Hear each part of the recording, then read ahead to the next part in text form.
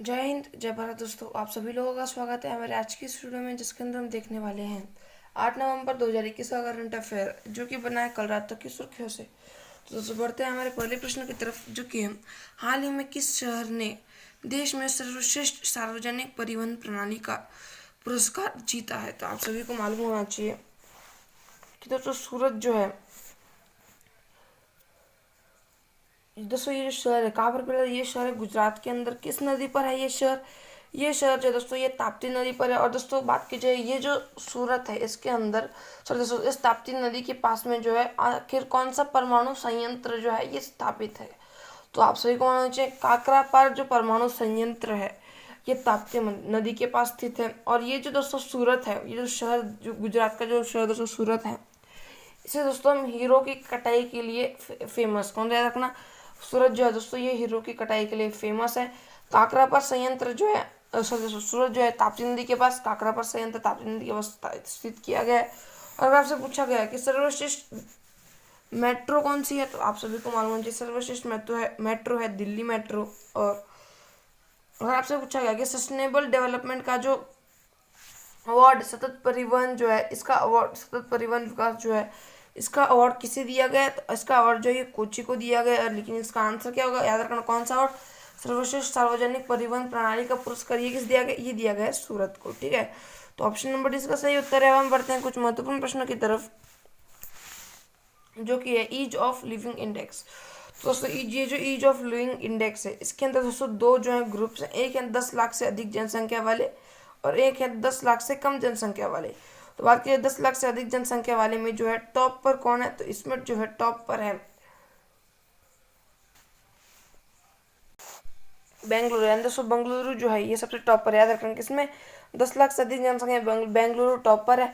और बात की जाए 10 लाख से कम जनसंख्या में, याद रखना 10 लाख से अधिक बेंगलुरु और 10 लाख से कम बात की जाए तो वह शिमला जो 10 लाख से कम जनसंख्या में ईज ऑफ लिविंग इंडेक्स में टॉप पर है।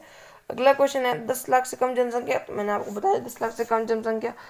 अगला क्वेश्चन हमारा होगा सबसे स्वच्छ शहर। तो आप सभी को मालूम चाहिए भारत का जो सबसे स्वच्छ शहर कहाँ पर, पहली बात राज्य कौन सा है, मतलब किस राज्य के अंदर है भारत का सबसे स्वच्छ शहर, मध्य प्रदेश के अंदर है। बात की जाए कौन सा है, तो ये जो इंदौर जो है, याद रखना इंदौर जो है दोस्तों, जो कि मध्य प्रदेश के अंदर है, ये भारत का सबसे स्वच्छ शहर है।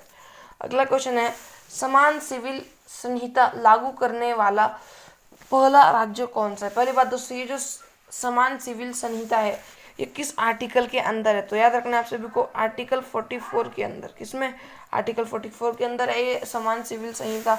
और बात की जाए कौन सा राज्य से लागू करने वाला पहला राज्य बना है, तो ये जो है दोस्तों गोवा, याद रखना गोवा जो है ये पहला राज्य बना है इसे लागू करने वाला। और दोस्तों गोवा, याद रखना आप सभी को, भारत का पहला रेबीज मुक्त जो है राज्य है, कौन सा, भारत का फर्स्ट रेबीज मुक्त राज्य। और दोस्तों भारत का पहला जो है 100% हर घर जल वाला राज्य, याद रखना 100% हर घर जल वाला पहला राज्य गोवा है। रेबीज भारत का पहला रेबीज मुक्त राज्य वो भी गोवा ही है। और याद रखना आप सभी को समान सिविल संहिता लागू करने वाला पहला राज्य वो भी गोवा है। अगला क्वेश्चन है भारत का पहला वाटर प्लस शहर। तो भारत का पहला वाटर प्लस शहर आप सभी को मालूम चाहिए इंदौर। ठीक है, इंदौर भारत का पहला वाटर प्लस शहर है। तो यही था हमारा पहला प्रश्न। हम बढ़ते हैं हमारे आज के दूसरे प्रश्न की तरफ, जो कि है भाषा संगम पहल किस मंत्रालय की एक पहल है। तो आप सभी को मालूम चाहिए भाषा संगम पहल जो ये किस मंत्रालय की पहल है, ये शिक्षा मंत्रालय की पहल। और बात की शिक्षा मंत्रालय के मंत्री कौन है, यानी तो शिक्षा मंत्री कौन है भारत के, तो है श्री धर्मेंद्र प्रधान। कौन, धर्मेंद्र प्रधान जो है भारत के शिक्षा मंत्रालय के मंत्री हैं।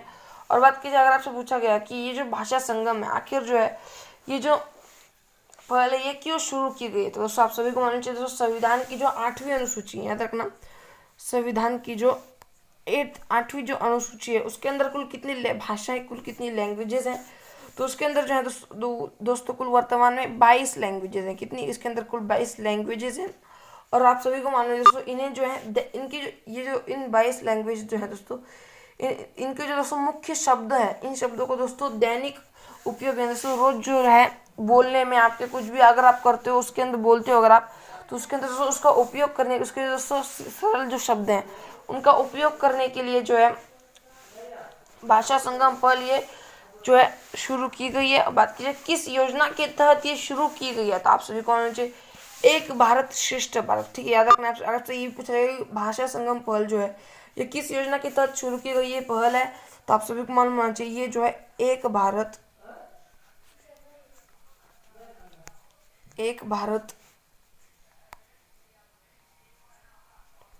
श्रेष्ठ भारत, एक भारत श्रेष्ठ भारत जो है दोस्तों, ये जो योजना है कब स्टार्ट हुई थी, ये योजना स्टार्ट हुई थी 31 अक्टूबर 2015 को ये योजना स्टार्ट हुई थी। और ये जो योजना है इसी के तहत जो है भाषा संगम पहल जो है ये शुरू हुई है। तो याद रखना धर्मेंद्र प्रधान कौन है, शिक्षा मंत्रालय के मंत्री हैं। इसका आंसर हो जाएगा ऑप्शन नंबर सी, शिक्षा मंत्रालय, इसने जो है इस पहल को लॉन्च किया है। अगला क्वेश्चन हमारा निकल कर आएगा, यानी हमारा आज का पहला महत्वपूर्ण प्रश्न है सहकारिता मंत्री। तो आप सभी को मालूम चाहिए भारत के सहकारिता मंत्री पूछे गए हैं, वर्तमान में वो कौन है। तो पहले भारत के मंत्री, अगर आपसे पूछा गया भारत के पहले सहकारिता मंत्री कौन है या फिर वर्तमान में सहकारिता मंत्री कौन है, तो आप सभी को मालूम चाहिए भारत के पहले सहकारिता मंत्री और वर्तमान में जो है ये दोनों के दोनों एक ही है। यानी दोस्तों जो सहकारिता मंत्री है ये जो पद है दोस्तों ये अभी अभी स्टार्ट हुआ है और इसके वर्तमान में जो मंत्री हैं फर्स्ट मंत्री वो है अमित शाह। कौन, अमित शाह जो है इसके फर्स्ट मंत्री हैं। अगला क्वेश्चन है वाणिज्य एवं उद्योग मंत्री, याद रखना वाणिज्य एवं उद्योग मंत्री, साथ ही में कपड़ा मंत्री। भारत के वाणिज्य एवं उद्योग मंत्री और साथ ही में कपड़ा मंत्री कौन है, तो ये कौन है, ये है पीयूष गोयल। ये कौन है, ये है पीयूष गोयल, ठीक है। अगला क्वेश्चन देखेंगे शिक्षा मंत्री, तो मैंने आपको बताया शिक्षा मंत्री ये कौन है, ये है धर्मेंद्र प्रधान भारत के शिक्षा मंत्री हैं। अगला क्वेश्चन होगा आयुष मंत्री, जहाज रानी मंत्री, भारत के आयुष मंत्री कौन है। और अगर आपसे पूछा गया भारत के आयुष मंत्री और जहाज रानी मंत्री, ये दोनों के दोनों जो मंत्री है दोस्तों आप सभी को मालूम चाहिए दोनों के दोनों जो मंत्रालय हैं इसके मंत्री कौन है, इसका मंत्री है सर्बानंद सोनोवाल। कौन, सर्बानंद सोनोवाल जो है दोस्तों ये मंत्री हैं किसके, आयुष मंत्रालय के और जहारानी मंत्रालय के। अगला क्वेश्चन है रेल मंत्री, दोस्तों रेल मंत्री कौन, बात करें दोस्तों भारत के रेल मंत्रालय भारत का उसके मंत्री कौन है, तो उसके मंत्री हैं अश्विनी वैष्णव। कौन, अश्विनी वैष्णव जो है ये रेल मंत्री हैं भारत की। अगला क्वेश्चन है स्वास्थ्य एवं परिवार कल्याण मंत्री, तो भारत के स्वास्थ्य एवं परिवार कल्याण मंत्री वो है मनसुख मंडाविया। कौन है, मनसुख मंडाविया, ठीक है। तो ये था हमारा दूसरा प्रश्न। अब हम बढ़ते हैं हमारे आज के तीसरे प्रश्न की तरफ जो कि है हाल ही में P1135.6 शिरडी यहाँ पे है श्रेणी, ठीक है, याद रखना आप सभी को यहाँ पर है हाल ही में P1135.6 श्रेणी के 7वें भारतीय नौसेना के फ्रिगेट तुशिल को किस देश में लॉन्च किया गया, तो याद रखना सबसे पहले तुशिल है ये क्या है दोस्तों, पहली बात तो ये जो है तुशिल ये संस्कृत का शब्द है, याद रखना तुशिल संस्कृत का शब्द है। और दोस्तों तुशिल का अर्थ क्या होता है, तो तुशिल का अर्थ है दोस्तों रक्षक, तुशिल का अर्थ है रक्षक। और दोस्तों बात कीजिए ये जो फ्रिगेट है ये दोस्तों तुशिल क्या है, तुशिल एक फ्रिगेट है। और अगर आपसे पूछा गया फ्रिगेट क्या होता है दोस्तों, फ्रिगेट होता है दोस्तों छोटा युद्धपोत। क्या है, छोटा युद्धपोत जिसे हम बोलते हैं फ्रिगेट। तो भारत का जो है ये एक और P1135.6 श्रेणी का दोस्तों ये 7वां भारतीय नौसेना का फ्रिगेट है। याद रखना किस देश में इसे लॉन्च किया गया, तो इसे लॉन्च किया गया रूस में, या इसे लॉन्च किया गया। अगर आपसे पूछा गया लिख लो दोस्तों, अगर आपसे पूछा गया कि ये जो P1135.6 जो है इस श्रेणी को क्या कहा जाता है, याद रखना दोस्तों P1135.6 श्रेणी को कहते हैं तलवार श्रेणी। और ये जो दोस्तों तुशिल है जो कि भारतीय नौसेना का इस श्रेणी के अंदर 7वां फ्रिगेट है, ये जो है दोस्तों कितना फ्रिगेट है, याद रखना 7वां फ्रिगेट है तलवार श्रेणी के अंदर, ठीक है। तो इसका आंसर ऑप्शन नंबर ए, रूस से जो है इसे लॉन्च किया गया भारतीय नौसेना का ये फ्रिगेट है। तो अब हम बढ़ते हैं हमारे कुछ महत्वपूर्ण प्रश्नों की तरफ जो कि हाल ही में किसे प्रेसिडेंट कलर अवार्ड प्रदान किया गया है। तो आप सभी को मालूम है प्रेसिडेंट कलर अवार्ड जो है ये किसी आदमी को ना देकर दोस्तों ये जो है एक नौसेना के एक जहाज को दिया जाता है। इस बार जो है ये दिया गया है INS हंस को। किसे ये दिया गया है, INS हंस को दिया गया है प्रेसिडेंट कलर अवार्ड, ठीक है, प्रेसिडेंट कलर अवार्ड। अगला क्वेश्चन है हाल ही में सुर्खियों में रहा तौकाते और गुलाब क्या है। तो दोस्तों याद रखना आप सभी को तौकाते क्या है, ये दोस्तों एक चक्रवात है। किस तरह का चक्रवात है, तो उष्ण कटिबंधीय चक्रवात है। इसका नामकरण किसने किया? तो इसका नामकरण किया है म्यांमार ने। म्यांमार ने तौकाते का जो नामकरण किया है। अगर आपसे पूछा है गुलाब का नामकरण किसने किया है, तो याद रखना आप सभी को गुलाब का नामकरण किया है पाकिस्तान ने जो इसका नामकरण किया है। और याद रखना तौकाते किस तरह के चक्रवात है? उष्णकटिबंधीय चक्रवात है। अगला क्वेश्चन हम देखेंगे जुरोंग क्या है। तो जुरोंग जो दोस्तों मैंने आपको बता पढ़ा है, जुरोंग जो है दोस्तों एक रोवर है। जुरोंग क्या है? जुरोंग एक रोवर है। इसे किसका रोवर है? ये दोस्तों चीन का रोवर है। और कहाँ पर जाएगा? तो ये जाएगा दोस्तों मंगल ग्रह पर। कहाँ पर? ये जाएगा मंगल ग्रह पर। अगला क्वेश्चन, और दोस्तों अगर आपसे पूछा कि ये जुरोंग का, इस जुरोंग का अर्थ क्या होता है, तो दोस्तों जुरोंग का अर्थ होता है प्राचीन अग्नि देवता। ठीक है, जुरोंग का अर्थ है प्राचीन अग्नि देवता। अगला क्वेश्चन है भारत का पहला उपग्रह और बैलिस्टिक मिसाइल ट्रैकिंग जहाज का नाम क्या है? तो आप सभी को मालूम चाहिए भारत का पहला उपग्रह, पहली बात भारत का पहला उपग्रह कौन सा है? तो वो है दोस्तों आर्यभट्ट। कौन सा? तो भारत का पहला उपग्रह है आर्यभट्ट। अगर आपसे पूछा गया कि भारत का जो है पहला बैलिस्टिक मिसाइल ट्रैकिंग जहाज कौन सा है, तो वो है INS ध्रुव। ठीक है, पहला उपग्रह आर्यभट्ट और भारत का पहला बैलिस्टिक मिसाइल ट्रैकिंग जहाज INS ध्रुव। अगला क्वेश्चन यह यानी हमारा आज का चौथा प्रश्न होने जा रहा है, वर्ष 2021 में राष्ट्रीय आयुर्वेद दिवस कब मनाया गया? तो पहली बात दोस्तों आप सभी को मालूम होना चाहिए धन्वंतरी जी जो है, कौन धन्वंतरी जो है दोस्तों, इनका बर्थडे कब मनाते हैं? इनका बर्थडे दोस्तों धनतेरस के दिन मनाया जाता है। कब? धन्वंतरी जो है दोस्तों, इनका जो है बर्थडे धनतेरस के दिन मनाया जाता है। और आप सभी को मालूम होना चाहिए कि तो धनतेरस जो है इस बार 2021 में कब मनाया गया? तो दोस्तों धनतेरस जो है 2 नवंबर को मनाया गया। कब? 2 नवंबर को मनाया गया। और इसीलिए किस लिए दोस्तों धन्वंतरी का बर्थडे जो है दोस्तों धन्वंतरी का बर्थडे 2 नवंबर को होता है, उसी दिन धनतेरस होता है दोस्तों। इसीलिए जो है राष्ट्रीय आयुर्वेद दिवस, कौन सा? राष्ट्रीय आयुर्वेद दिवस जो है ये भी जो है दोस्तों 2 नवंबर को इस साल जो है मनाया गया। बात कीजिए आयुर्वेद जो है दोस्तों ये किस मंत्रालय के अंदर आता है? आयुर्वेद दिवस नहीं दोस्तों, सिर्फ और सिर्फ आयुर्वेद जो है ये किस मंत्रालय के अंदर आता है? तो आप सभी को मालूम होना चाहिए ये जो है दोस्तों आयुष मंत्रालय के अंदर। किस मंत्रालय के अंदर?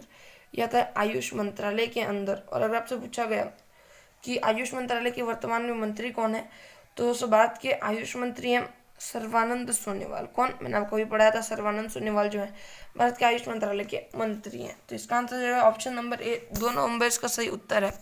अब हम बढ़ते हैं कुछ महत्वपूर्ण प्रश्नों की तरफ, जो कि है 9 जनवरी। तो दोस्तों 9 जनवरी को हम मनाते हैं प्रवासी भारतीय दिवस। कौन सा? प्रवासी भारतीय दिवस 9 जनवरी को मनाया जाता है। और अगर आपसे पूछा गया 22 मार्च को, तो 22 मार्च को मनाते हैं विश्व जल दिवस। हम मनाते हैं 22 मार्च को विश्व जल दिवस। अगला प्रश्न है 22 अप्रैल। तो 22 अप्रैल को मनाते हैं विश्व पृथ्वी दिवस। कौन सा? विश्व पृथ्वी दिवस मनाते हैं हम 22 अप्रैल को। दोस्तों ये जो है बहुत ही महत्वपूर्ण क्वेश्चन है। अगर आपसे पूछा गया कि इस बार का जो 22 मार्च 2021 यानी पृथ्वी दिवस 2021 जो है विश्व पृथ्वी दिवस 2021, इसकी थीम क्या थी? तो इसकी थीम दोस्तों रिस्टोर अवर अर्थ। इसकी थीम क्या थी? इसकी थीम थी रिस्टोर अवर अर्थ जो है ये इसकी थीम थी। ठीक है, अगला क्वेश्चन हम देखेंगे 22 मई। तो दोस्तों 22 मई को हम क्या मनाते हैं? 22 मई को मनाते हैं जैव विविधता दिवस मनाते हैं 22 मई को। बात अगर आपसे पूछा गया 31 मई को, तो 31 मई को मनाते हैं तंबाकू निषेध दिवस। 31 मई को क्या मनाते हैं? 31 मई को मनाते हैं तंबाकू निषेध दिवस। अगला क्वेश्चन है 11 जुलाई को। दोस्तों 11 जुलाई को मनाते हैं विश्व जनसंख्या दिवस। ठीक है, मैं आपको फिर से रिवाइज करा दूंगा, पहले मैं आपको सभी एक बार पढ़ा देता हूँ। 11 जुलाई को मनाते हैं विश्व जनसंख्या, कौन सी? जनसंख्या दिवस। अगला क्वेश्चन है 16 सितंबर। दोस्तों 16 सितंबर को हम क्या मनाते हैं?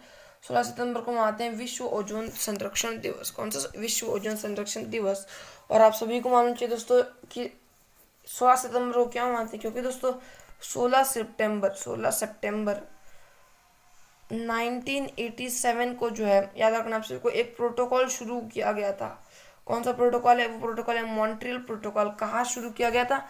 कनाडा के अंदर शुरू किया गया था। इसका काम क्या था दोस्तों? ओजोन का संरक्षण करना। ओजोन का संरक्षण करना, यही इसका काम था। मॉन्ट्रियल प्रोटोकॉल कनाडा के अंदर शुरू हुआ था। 16 सितंबर 1987 को ये शुरू हुआ था। तो याद रखना इसका आंसर 16 सितंबर इसका सही उत्तर है। एक बार फिर हम सभी के सभी जो है महत्वपूर्ण प्रश्न रिवाइज कर लेते हैं। पहला था 9 जनवरी प्रवासी भारतीय दिवस, 22 मार्च विश्व जल दिवस, 22 अप्रैल पृथ्वी दिवस, 22 मई जैव विविधता दिवस, 31 मई तंबाकू निषेध दिवस, 21 जुलाई विश्व जनसंख्या दिवस और लास्ट है 16 सितंबर विश्व ओजोन संरक्षण दिवस। तो यही था हमारा चौथा प्रश्न। हम बढ़ते हैं हमारे आज के पांचवें प्रश्न की तरफ, जो कि है हाल ही में किस बैंक ने वीर रुपए क्रेडिट कार्ड के लिए एनपीसीआई के साथ साझेदारी की है? तो दोस्तों आप सभी को मालूम होना चाहिए, हम बात कर रहे हैं एक बैंक है। कौन से बैंक? एक बैंक, उसका नाम क्या है? कोटक महिंद्रा बैंक। कौन से बैंक है? कोटक महिंद्रा बैंक। और दोस्तों जो एनपीसीआई है दोस्तों, एनपीसीआई दोस्तों, इन दोनों ने मिलकर जो है, इन दोनों ने मिलकर एक कार्ड बनाया। क्या बनाया? इन दोनों ने मिलकर एक कार्ड बनाया है। और दोस्तों उस कार्ड का नाम क्या है? उस कार्ड का नाम है वीर रुपए क्रेडिट कार्ड। क्या नाम है उसका? इसका नाम है वीर रुपए क्रेडिट कार्ड। और बात की जाए किन लोगों के लिए जो है ये कार्ड बनाया गया है, तो आप सभी को मालूम होना चाहिए कि दोस्तों ये कार्ड जो है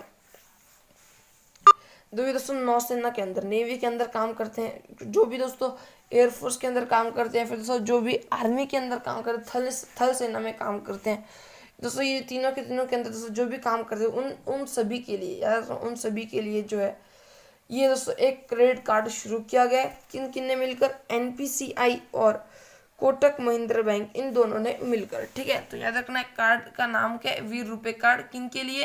तो नौसेना, वायुसेना, थल सेना में जो हमें सुरक्षा बल दोस्तों, उन सुरक्षा बल के लिए। ठीक है, तो अगला क्वेश्चन है हमारा, यानी हमारा महत्वपूर्ण प्रश्न है रिजर्व बैंक ऑफ इंडिया के पहले गवर्नर। याद रखना आप सभी को, रिजर्व बैंक ऑफ इंडिया के पहले गवर्नर है ऑसबर्न स्मिथ। कौन? ऑसबर्न स्मिथ इसके पहले गवर्नर है। लेकिन अगर आपसे पूछा गया कि पहले भारतीय गवर्नर कौन, याद रखना रिजर्व बैंक ऑफ इंडिया जो दोस्तों, इसके पहले गवर्नर ऑसबर्न स्मिथ है, लेकिन इसके पहले भारतीय गवर्नर वो है सी.डी. देशमुख। पहले भारतीय सी.डी. देशमुख और पहले गवर्नर ऑसबर्न स्मिथ। अगला क्वेश्चन है रिजर्व बैंक ऑफ इंडिया के 25वें गवर्नर, यानी वर्तमान में जो है गवर्नर जो है ये 25वें गवर्नर है, और ये है दोस्तों शक्तिकांत दास। कौन है? शक्तिकांत दास, जो दोस्तों ये 25वें गवर्नर है रिजर्व बैंक के। अगला क्वेश्चन हम देखेंगे ओवरड्राफ्ट पुस्तक। याद रखना आप सभी को, ओवरड्राफ्ट पुस्तक जो है ये किन की है? तो ओवरड्राफ्ट पुस्तक जो है दोस्तों ये उर्जित पटेल, किसकी? उर्जित पटेल की है ओवरड्राफ्ट पुस्तक। इसका नाम है ओवरड्राफ्ट, इसका नाम है। अगला क्वेश्चन है I do what I do पुस्तक। याद रखना नाम क्या है? I do what I do पुस्तक। ये किसकी है? तो ये दोस्तों रघुराम गोविंद राजन। कौन? रघुराम गोविंद राजन, इनकी पुस्तक है I do what I do. अगला क्वेश्चन है दिनेश कुमार खारा। दोस्तों दिनेश कुमार खारा जो है ये कौन है? तो ये है दोस्तों एसबीआई के चेयरमैन। कौन है? एसबीआई के जो है चेयरमैन है दिनेश कुमार खारा। अगला क्वेश्चन हम देखेंगे, यानी हमारा आज का 6th क्वेश्चन होने जा रहा है, हाल ही में किसे वर्ष 2021 के बुकर पुरस्कार से सम्मानित किया गया? तो ये जो कंफ्यूजिंग क्वेश्चन भी है दोस्तों, मैंने आपको जो पहले एक क्वेश्चन पढ़ाया था, और वो क्वेश्चन कौन सा था? वो क्वेश्चन था मैन बुकर इंटरनेशनल पुरस्कार। वो तो किसे मिला? वो मिला है दोस्तों डेविड डायब को। किस पुस्तक के लिए? तो वो मिला है दोस्तों at night all blood is black. याद रखना है मैन बुकर पुरस्कार और सिर्फ बुकर पुरस्कार ये दोनों अलग अलग हैं। ठीक है, और अब अभी हम बात करें बुकर पुरस्कार 2021 की, तो ये सबसे पहले दिया गया, ये दिया गया है डेमोन गेलगट को। किसे? डेमोन गेलगट को ये दिया गया है। कहाँ के हैं ये? तो आप सभी को याद रखना ये साउथ अफ्रीका के। कहाँ के हैं ये? साउथ अफ्रीका के हैं। और आप सभी को मालूम चाहिए किस पुस्तक के लिए जो है इन्हें बुकर पुरस्कार 2021 दिया गया है?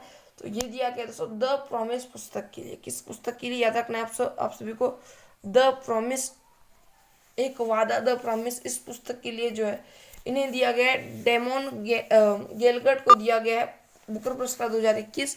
साउथ अफ्रीका से ये बिलोंग करते हैं। अगर आपसे पूछा गया बुकर पुरस्कार 2020 किसे दिया गया है, तो दोस्तों बुकर पुरस्कार 2020 दिया गया है डगलस स्टुअर्ट को। किसे? डगलस स्टुअर्ट को दिया गया है बुकर पुरस्कार 2020। किसके लिए? तो सगी बैन के लिए। पुस्तक का नाम क्या है? सगी बैन।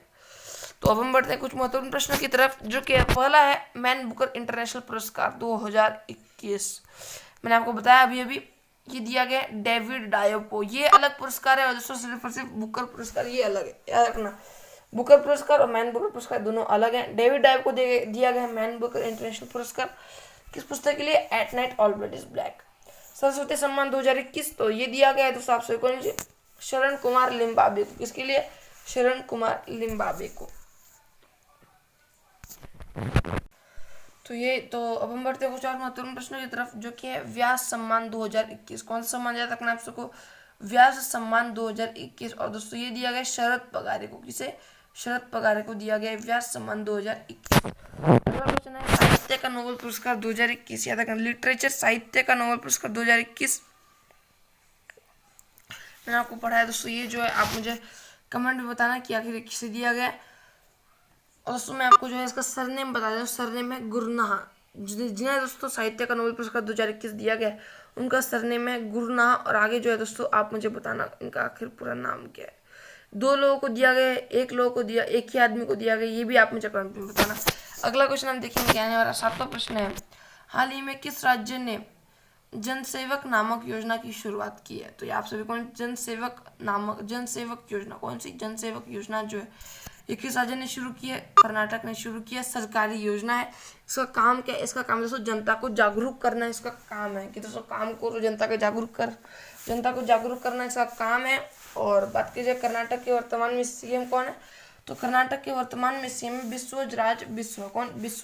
बिस्वराज बिस्वा जो है कर्नाटक के वर्तमान में सीएम। सरकारी योजना है जनसेवक योजना, जनता को जागरूक करना इसका उद्देश्य है। ऑप्शन नंबर सी कर्नाटक इसका सही उत्तर है। अब हम बढ़ते हैं कुछ महत्वपूर्ण प्रश्नों की तरफ, जो कि है जोग जलप्रपात किस नदी पर स्थित है? तो आप सभी को आना चाहिए जोग जलप्रपात जो है ये शरावती नदी पर, किस नदी पर? शरावती नदी पर है जोग जलप्रपात। अगला प्रश्न है विजयनगर साम्राज्य की राजधानी क्या थी? दोस्तों विजयनगर साम्राज्य जो है कर्नाटक का साम्राज्य था विजयनगर साम्राज्य। और दोस्तों इसकी जो राजधानी है कौन सी थी? ये थी हम्पी विजयनगर साम्राज्य की राजधानी थी। अगला प्रश्न है अमुक्त माल्यदा किसका ग्रंथ है? तो अमुक्त माल्यदा जो है दोस्तों ये कृष्णदेव राय का ग्रंथ है। किसका? अमुक्त माल्यदा, याद रखना नाम अमुक्त माल्यदा, ये किसका ग्रंथ है? कृष्णदेव राय का ग्रंथ है। अगला प्रश्न है कर्नाटक के नए मुख्यमंत्री और राज्यपाल कौन है? तो मुख्यमंत्री मैंने आप सभी को बता दिया, इसके वर्तमान में मुख्यमंत्री कर्नाटक के बिस्वराज बिस्वा और गवर्नर है थावरचंद गहलोत। मुख्यमंत्री बिस्वराज बिस्वा और राज्यपाल है थावरचंद गहलोत। तो अगला क्वेश्चन हम देखेंगे आज का 8वां प्रश्न है कोवैक्सीन कोरोना टीका निर्मित है? तो आप सभी कौन सी कोवैक्सीन जो है दोस्तों इसे जो है WHO ने आपातकालीन मंजूरी दी है। याद रखना WHO ने इसे आपातकालीन मंजूरी दी है।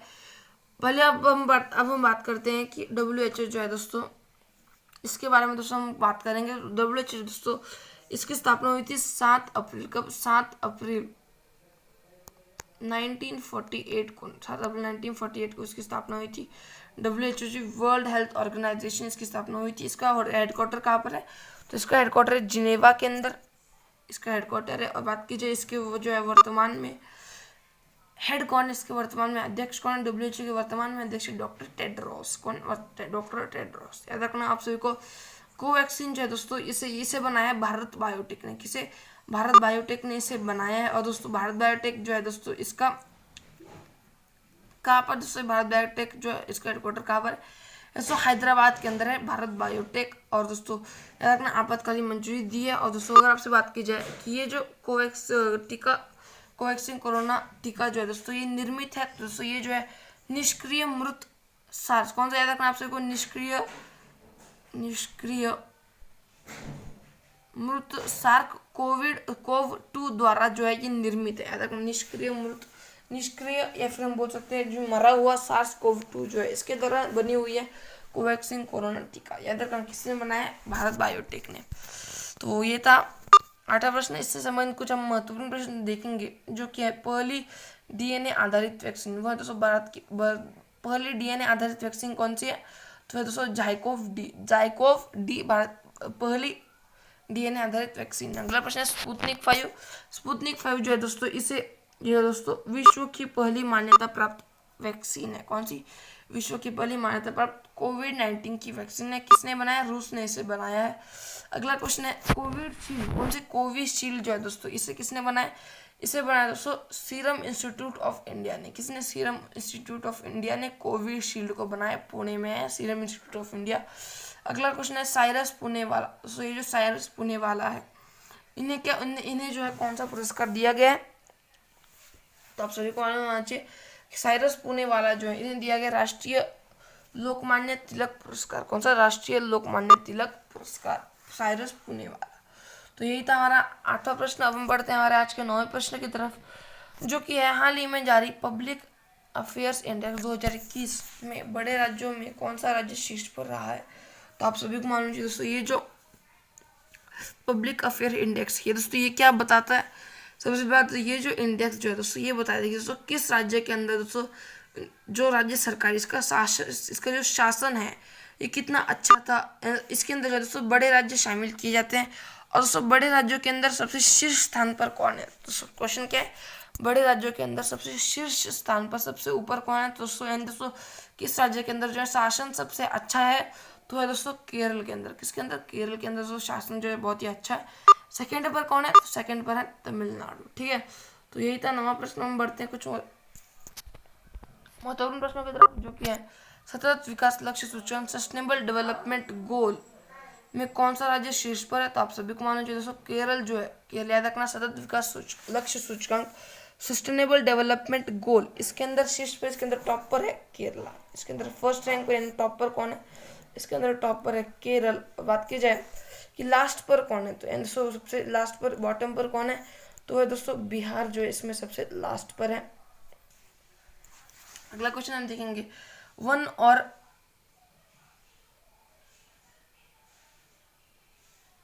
और वृक्ष आच्छादित क्षेत्रफल में कौन सा राज्य शीर्ष पर है? प्रश्न क्या है आप सभी को याद रखना है, वन और वृक्ष आच्छादित क्षेत्रफल में कौन सा राज्य शीर्ष पर? यहाँ दोस्तों प्रश्न है कि दोस्तों सबसे ज्यादा जो फॉरेस्ट है ये सबसे ज्यादा क्षेत्रफल में सबसे ज्यादा किस राज्य में है? तो वो आप सभी को याद रखना है, मध्य प्रदेश के अंदर जो सबसे ज्यादा जो है वन है, वृक्ष है। ठीक है, ये दोस्तों फॉरेस्ट है, पेड़ है, सबसे ज्यादा किस राज्य के अंदर? मध्य प्रदेश के अंदर है। अगला क्वेश्चन है, जनसंख्या घनत्व में कौन सा राज्य निम्नतम स्तर पर? याद रखना, जनसंख्या घनत्व में, जनसंख्या घनत्व है दोस्तों 1 किलोमीटर के दायरे में दोस्तों कितने लोग दोस्तों रहते हैं। तो इसके अंदर सबसे टॉप पर कौन है? तो इसके अंदर सबसे टॉप पर, याद रखना, इसके अंदर सबसे टॉप पर है बिहार। सबसे टॉप पर है। बात कीजिए सबसे नीचे कौन सा? सबसे नीचे दोस्तों अरुणाचल प्रदेश। कौन सा? अरुणाचल प्रदेश। और तो बात कीजिए इसका जो जनसंख्या घनत्व है कितना है दोस्तों? 17 जो है इसका जनसंख्या घनत्व है। इन दोस्तों करीब करीब दोस्तों 1 किलोमीटर या फिर 500 मीटर जितना इसका दायरा है दोस्तों, उस दायरे के अंदर जो है दोस्तों सिर्फ और सिर्फ 17 लोग ही रहते हैं। ठीक है, अगला क्वेश्चन है, वर्ल्ड हैप्पीनेस रिपोर्ट 2021 में भारत का कौन सा स्थान है? तो याद रखना दोस्तों आप सभी को हम बात करें वर्ल्ड हैप्पीनेस रिपोर्ट, इसके अंदर भारत का स्थान कितना हुआ? इसके अंदर भारत का स्थान है 139th रैंक है भारत की वर्ल्ड हैप्पीनेस रिपोर्ट के अंदर। अगला क्वेश्चन है, ग्लोबल हंगर इंडेक्स 2021 में भारत का कौन सा स्थान है? तो आप सभी को मालूम चाहिए इसके अंदर जो है पहले भारत का स्थान था 94 और अब कितना है? अब इसका 101। पहला कितना था? 94, अब 101 इसके भारत की रैंक हो चुकी, कम हो चुकी भारत की रैंक।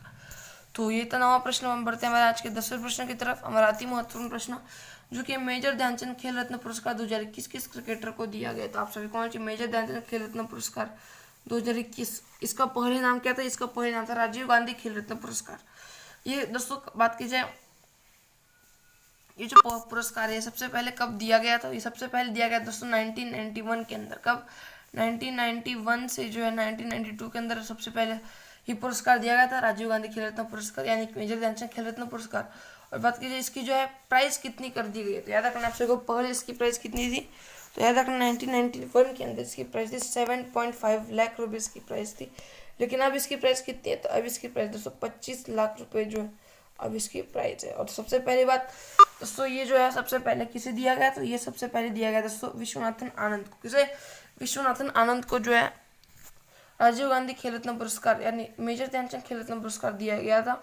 और याद रखना आपसे को ये मेजर ध्यानचंद खेल रत्न पुरस्कार 2021 किस एक क्रिकेटर को दिया गया? तो ये दिया गया दोस्तों मिताली राज को। किसे? मिताली राज को दिया गया। दोस्तों ये जो मिताली राज दोस्तों इन्होंने जो है अंतर्राष्ट्रीय क्रिकेट में दोस्तों याद रखना अंतर्राष्ट्रीय क्रिकेट में दोस्तों विश्व के अंदर सबसे अधिक रन किसके हैं?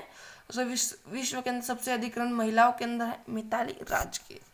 तो ये तो दोस्तों हमारा आज का 10th क्वेश्चन। और दोस्तों ये था हमारा आज का यानी 8 नवंबर 2021 का करंट अफेयर जो कि वहाँ था कल रात तक की सुर्खियों से। अगर आप सभी को वीडियो अच्छी लगती है, वीडियो को लाइक कर दीजिए। चैनल पे नए हो चैनल को सब्सक्राइब कर दीजिए। मिलते हैं अगली वीडियो में।